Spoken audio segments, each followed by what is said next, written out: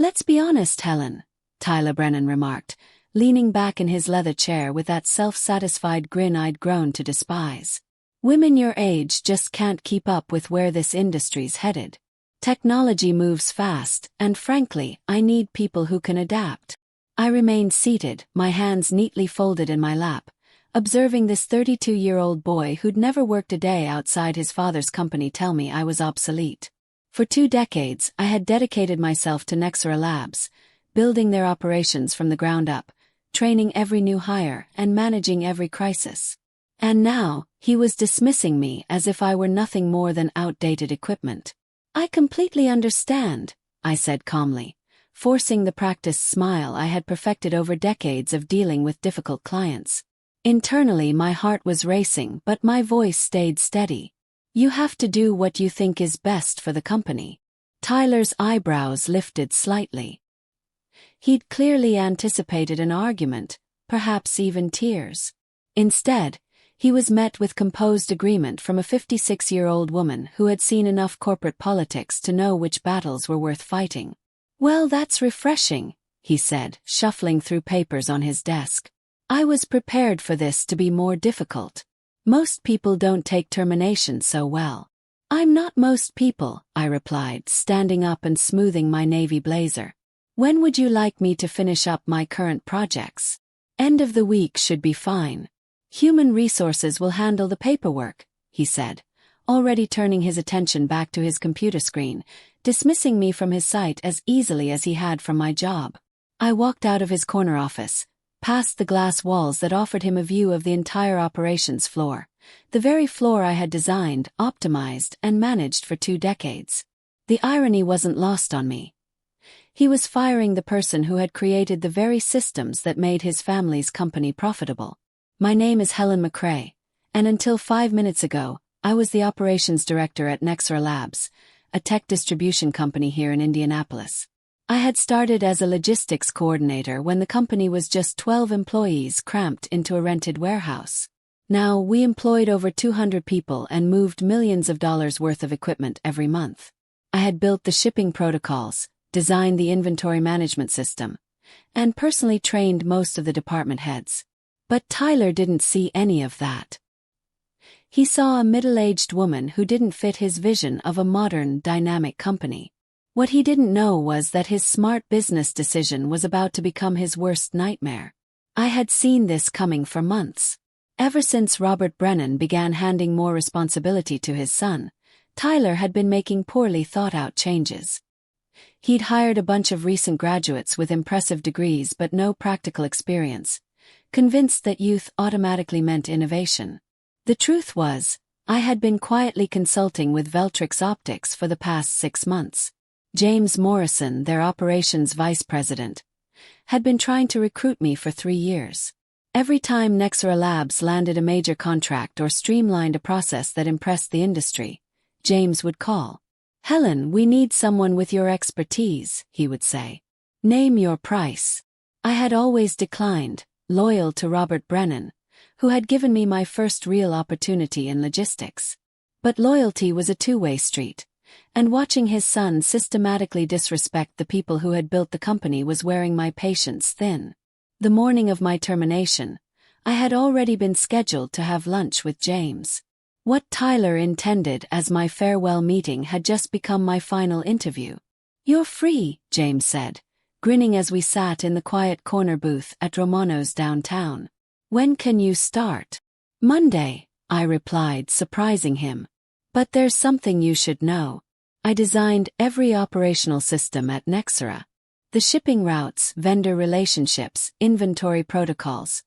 All of it runs through processes I created. James leaned forward, his expression sharpening. Are you saying what I think you're saying?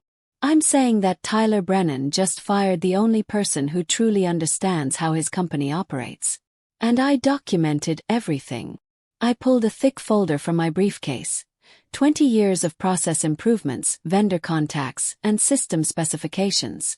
All of it was completely legal since I had developed them, and there was no non-compete clause in my termination package. The irony was beautiful. Tyler had been so eager to get rid of me that he'd rushed through the paperwork. No retention bonus, no consulting agreement, no restrictions on where I could work. Just a standard severance package and a quick exit. We've been trying to crack into Nexera's client base for years, James said, flipping through my documentation. These shipping routes alone would save us millions in logistics costs. Their 3 biggest clients all have contracts coming up for renewal in the next 60 days, I mentioned casually, and I happen to know exactly what terms they've been discussing. James signaled the waiter for champagne. Helen, I think this is going to be a very profitable partnership. I smiled, thinking about Tyler's smug expression just a few hours earlier. He had no idea what was coming. The rest of that week at Nexera was almost amusing. Tyler walked around the office with an air of self-satisfaction, clearly pleased with his difficult decision. He'd called an all-hands meeting Tuesday morning to announce organizational changes. As we move forward in an increasingly competitive market, he announced to the assembled staff, we need leadership that can adapt to technological advances and industry evolution. That's why we've made some strategic personnel changes. I watched from the back of the conference room as confused glances were exchanged. Most of these people had worked with me for years. They knew exactly what strategic personnel changes meant. Helen McRae has decided to pursue other opportunities, Tyler continued, not even having the decency to acknowledge my presence. We wish her well in her future endeavors. After the meeting, a steady stream of employees stopped by my office. Janine, my assistant operations manager, was the first. This is insane, she whispered, closing my door. Half our vendor contracts are in your name. The shipping software was your design. How does he expect us to manage without you? You'll figure it out, I said diplomatically, continuing to pack my personal items. Tyler seems confident in his new direction. What I didn't tell Janine was that I had spent Monday and Tuesday meticulously documenting every password, every vendor contact, and every process detail, emailing it all to my personal account. Not theft, just backup documentation of my own work. After 20 years, I knew which systems would be the first to break down. By Wednesday, I had already started consulting remotely for Veltrix Optics. James had arranged for me to begin immediately, and we were moving fast. Their legal team had reviewed everything, confirming that my termination package included no restrictions on sharing industry knowledge I'd developed independently. Thursday morning I made 3 phone calls. The first was to Patricia Holmes at Westel Distribution, our biggest client. Patricia and I had worked together for 8 years, and she'd always made it clear that her loyalty was to me personally, not to Nexera Labs. Helen, I heard rumors you were leaving, Patricia said when I called. Please tell me it's not true. I'm afraid it is. Tyler Brennan felt the company needed younger leadership. There was a long pause. That boy has no idea what he's lost. You've saved us millions in efficiency improvements over the years. Well, I'm joining Veltrix Optics now. If you ever want to explore alternatives to your current distribution arrangement, send me a proposal, Patricia said immediately. Westel is always interested in working with professionals who understand our needs. The second call went to Gerald Perkins at Microsystems Corporation, the third to Andrea Sullivan at Tech Solutions Plus. Both conversations followed the same pattern. By Thursday afternoon, Tyler's strategic personnel change had just cost Nexera Labs their 3 largest clients, and he didn't even know it yet. Friday morning arrived with deceptive calm. I was scheduled to finish my last day at Nexera, cleaning out my office and supposedly transferring my responsibilities to Tyler's new operations manager, a 28-year-old named Bradley Brown with an MBA and exactly 0 experience in logistics distribution. Tyler had hired Bradley straight from graduate school, convinced that fresh thinking would revolutionize their operations. What Tyler didn't understand was that logistics wasn't about revolutionary thinking. It was about relationships, experience, and understanding the 1,000 little details that kept complex systems running smoothly. I arrived early as I always had, and found Bradley already at his desk, frantically scrolling through spreadsheets on his computer. "Good morning, Bradley," I said pleasantly. "How are you settling in?" He looked up, stress evident in his eyes. Helen, thank goodness you're here. I've been trying to understand the shipping protocols, but nothing makes sense. The software seems to be crashing every time I try to generate a route optimization report. I nodded sympathetically. The system can be temperamental. Did you update the vendor portal passwords? They reset automatically every 90 days. Vendor portal. Bradley looked confused. Tyler didn't mention anything about vendor portals. Oh, I paused, letting the implications sink in. Well, there are 17 different vendor systems that need to be synchronized for the routing software to work properly. Each has its own access credentials and update schedule. Bradley's face went pale. Could you walk me through it? I'd love to help, I said, glancing at my watch. But I'm actually due at Human Resources in 10 minutes to finalize my departure paperwork. And then I have a lunch appointment. The truth was, my lunch was with Patricia Holmes from Westel Distribution, officially signing the contract that would transfer their account to Veltrix Optics. But Bradley didn't need to know that. I spent the next hour in HR going through the standard exit interview process. When they asked if I had any concerns about the transition, I smiled politely and said that Tyler seemed very confident in his new direction.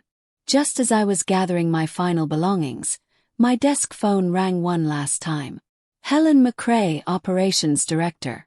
I answered out of habit. Helen, it's Gerald Perkins at Microsystems Corporation. I need to discuss our contract renewal. Of course, Gerald, what can I help you with? Well, I got a very interesting call from Veltrix Optics this morning. They presented some compelling alternatives to our current arrangement. Before I make any decisions, I wanted to speak with you directly. I could see Tyler through his glass office wall, on a phone call of his own, gesturing animatedly. He looked pleased about something. I appreciate that, Gerald, but as of today I'm no longer with Nexera Labs. You'd need to speak with Tyler Brennan about any account concerns. That's exactly what I was afraid of, Gerald sighed. Helen, you've been our primary contact for 6 years. You know our needs, our timeline constraints, our budget parameters. Frankly, we're not comfortable working with anyone else. I understand completely. Business relationships are built on trust and experience. Where are you going? Because wherever it is, Microsystems Corporation would be very interested in following you there. I looked across the office at Tyler, who was still on his phone call, probably telling someone about his brilliant strategic decisions. I'll be working with Veltrix Optics starting Monday, I said. James Morrison is their operations vice president. Very professional organization. Perfect. Have James call me Monday morning. We'll want to discuss transitioning our account. As I hung up, I noticed Tyler's phone call had ended. He was staring at his computer screen with a frown, clicking furiously at something that apparently wasn't working. The real fun was just beginning. Monday morning brought the first wave of panic. I was settling into my new office at Veltrix Optics when my old cell phone started buzzing with missed calls from Nexera Labs. 7 calls in the first hour, all from different numbers. James Morrison knocked on my door around 9 a.m., grinning like he'd won the lottery. 3 contracts, he said, holding up a folder. Westel Microsystems and Tech Solutions Plus, all signed with us this morning. Combined value, $12 million annually. That's wonderful, I replied, though I felt a small pang of something. Not quite guilt, but recognition of what this meant for my former colleagues. Tyler Brennan called our main line 4 times in the last hour, James continued. Apparently, their shipping system crashed this morning, and none of their vendor portals are responding. I nodded thoughtfully. The quarterly authentication update probably triggered. All vendor passwords reset simultaneously on the first Monday of every quarter. It's built into the security protocol. And Tyler doesn't know this. Tyler doesn't know most things about operations.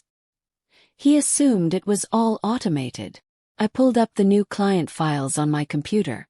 Have our logistics team set up initial meetings with the new accounts. I'll want to do site surveys to optimize their delivery protocols. What I didn't mention was that those vendor passwords weren't just randomly generated. I had designed the system myself with access codes that followed a pattern only I knew. Tyler could eventually figure it out, but it would take time. Time his clients didn't have. My personal phone rang again. This time the caller ID showed Robert Brennan, Tyler's father and the actual owner of Nexera Labs. "Mr. Brennan," I answered formally. "Helen, what the hell is going on?" Robert's voice was strained. "Tyler tells me you left Friday and now our whole system is down. 3 of our biggest clients called this morning threatening to cancel their contracts. I'm sorry to hear you're having difficulties, Mr. Brennan. Don't give me the corporate response, Helen. We've known each other for 20 years. Tyler said you left to pursue other opportunities, but this timing can't be coincidental." I chose my words carefully. Tyler felt that the company needed younger leadership, someone who could better adapt to technological advances. I respected his decision. There was a long pause. "Tyler made this decision without consulting me. I assumed he had your approval." "He didn't." Robert's voice turned cold. "Helen, I need you to come back. Whatever Tyler offered you elsewhere, I'll double it." "I appreciate the offer, Mr. Brennan, but I've already committed to Veltrix Optics. My employment contract began this morning."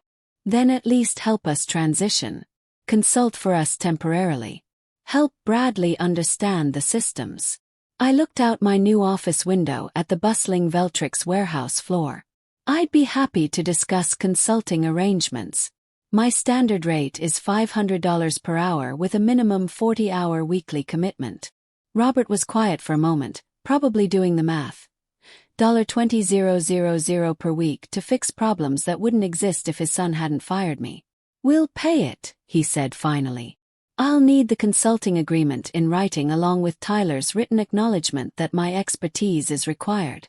And Mr. Brennan, I'll also need a formal apology from Tyler for his comments about women my age being unable to keep up with technology." Another pause. "I'll talk to Tyler." "Take your time," I said pleasantly. "Though I should mention that your vendor authentication lockout resets every 7 days. If the passwords aren't updated by next Monday, you'll lose access to your primary shipping partners entirely." I hung up and returned to my new client files, feeling a satisfaction I hadn't experienced in years. Tuesday brought escalation.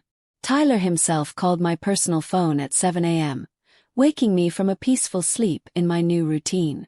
I let it go to voicemail, then listened to his message while making coffee. "Helen, this is Tyler Brennan. I think there's been some kind of misunderstanding. We need to talk about the operational transition immediately.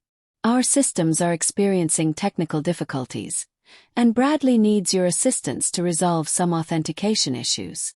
No apology, no acknowledgement that he'd fired me 4 days earlier with condescending remarks about my age and capabilities, just demands for my help now that his strategic personnel changes were backfiring. I deleted the message and drove to Veltrix Optics, where my new team was already implementing efficiency improvements for our 3 new major clients. Around 10 a.m., James knocked on my door again, this time looking concerned. "Robert Brennan is in our lobby," he said. "He's asking to speak with you personally. Says it's urgent." "Send him up," I replied, saving my work. "This should be interesting." Robert Brennan walked into my office looking like he'd aged 5 years in 4 days. His usually perfect silver hair was disheveled, and his expensive suit was wrinkled. He sat down heavily in the chair across from my desk. "Helen, I owe you an apology," he began. "Tyler told me he discussed your departure with you weeks ago, that it was a mutual decision based on your desire to explore new opportunities." "That's not exactly how it happened," I said quietly. "I know that now. I had a very enlightening conversation with Janine yesterday. She told me what Tyler actually said to you." Robert's jaw tightened. "His comments about your age and capabilities were completely inappropriate and absolutely not reflective of this company's values." "I appreciate you saying that, Mr. Brennan. Helen, I built Nexera Labs from nothing, and you helped me grow it into what it became. Firing you wasn't just wrong. It was business suicide. Tyler is young and inexperienced. He made a terrible mistake. I leaned back in my chair, studying the man who'd given me my first real opportunity in logistics management. What exactly are you asking me, Mr. Brennan? Come back. Full restoration of your position, 20% salary increase. And Tyler will report to you instead of the other way around. The offer was tempting, but I thought about Tyler's smug expression when he dismissed me. His casual assumption that women my age were obsolete. That's very generous, I said. But I'm quite happy here at Veltrix Optics. They value experience and institutional knowledge. Robert's shoulders sagged. Then at least help us salvage what we can. Our vendor relationships are destroyed. The shipping software is completely locked out. Bradley doesn't even know where to begin. I told you my consulting rate yesterday. $500 per hour, 40 hours minimum. He pulled out a contract from his briefcase. I had our legal team draft this last night. I reviewed the document carefully. It was comprehensive and expensive, but something was missing. Where's Tyler's written apology? Yes. Robert winced. He's resistant to putting anything in writing. Legal liability concerns. Then I'm afraid we don't have a consulting agreement, I said, sliding the contract back across my desk. Mr. Brennan, Tyler didn't just fire me inappropriately. He did it with discrimination and disrespect. If he wants my help fixing his mistakes, he needs to acknowledge them publicly. Helen, please. The company is hemorrhaging money every day this continues. Then Tyler better start learning about vendor authentication protocols, I said, standing up. I have a client meeting to prepare for. Wednesday afternoon brought the moment I'd been quietly anticipating. Tyler Brennan walked into the Veltrix Optics lobby. His usual arrogance replaced by barely concealed desperation. James Morrison called my office to warn me he was coming up. Send him in, I said, arranging the files on my desk. And James, leave my door open. Tyler entered my office like a man walking to his execution. His confident swagger was gone, replaced by the nervous energy of someone whose carefully constructed world was collapsing. Helen, he said, attempting his old authoritative tone. We need to discuss this situation. Please sit down, I replied pleasantly, gesturing to the chair across from my desk. How can Veltrix Optics help you today? His face flushed at the deliberate formality. Cut the corporate speak, Helen. You know exactly why I'm here. I'm afraid I don't. Could you be more specific? Tyler's composure cracked slightly. The vendor systems, the client contracts, the shipping protocols. You designed all of it and now it's falling apart. We both know this isn't coincidental. You're absolutely right, I said, leaning forward. I did design those systems. Over 20 years of work, actually. And you fired me because women my age can't keep up with technology. That's not. He started to protest. Let me finish, I interrupted, my voice remaining calm but firm. You dismissed me without consultation, without transition planning, and with discriminatory language. You assumed that innovation meant throwing away institutional knowledge. Tyler shifted uncomfortably in his chair. Look, maybe I was hasty. Maybe I didn't fully appreciate your contributions. Maybe, I smiled. Tyler, in 4 days you've lost 3 major clients worth $12 million annually. Your shipping system is locked out until next Monday. Your new operations manager is having panic attacks trying to understand processes that took me 2 decades to develop. So help us, he said desperately. Name your price. I leaned back in my chair, savoring the moment. My price is simple. A written apology acknowledging your discriminatory comments and your mistake in terminating me. Posted publicly to the company website and sent to every vendor and client. His eyes widened. That's career suicide. Perhaps, I replied. But it's also accountability. Thursday morning brought the collapse I'd been orchestrating since Monday. James Morrison burst into my office with barely contained excitement, holding his phone and a stack of reports. "Helen, you need to see this," he said, spreading documents across my desk. Nexera Labs just lost their primary shipping contract with Continental Express. Their delivery network is completely shut down. I reviewed the termination notice with professional interest. Continental Express had been Nexera's backbone shipping partner for 15 years, a relationship I'd personally negotiated and maintained. Without them, Nexera couldn't fulfill any client orders. "There's more," James continued. "Bradley Brown submitted his resignation this morning, effective immediately. He sent a company-wide email saying the position was beyond his capabilities." "That's unfortunate," I replied, though I wasn't surprised. Bradley was a smart young man who'd realized he was being set up to fail in a position that required decades of experience. My phone rang, displaying Robert Brennan's number again. "Helen, please," Robert's voice pleaded when I answered. "Tyler will issue the apology. Written, public, whatever you want. We just need you to help us salvage what's left." "It's too late for that, Mr. Brennan," I said gently. "Continental Express terminated your shipping agreement this morning. Without them, you can't fulfill orders for any remaining clients." There was a long silence. "How did you know about Continental?" "Because Patricia Holmes at Westel Distribution is on their board of directors. When she told them about Tyler's management style and discriminatory practices, they decided they didn't want to work with companies that treated experienced professionals that way." "This will destroy us," Robert whispered. "Yes," I agreed. "It probably will. Tyler made a choice last Friday. Now he gets to live with the consequences." I hung up and returned to my work, helping Veltrix Optics integrate 3 major new clients into their expanding network. Outside my office window, I could see delivery trucks bearing our company logo, efficiently executing the improved protocols I designed. The future looked very bright indeed, and I was finally working for people who understood that experience and wisdom were assets, not liabilities.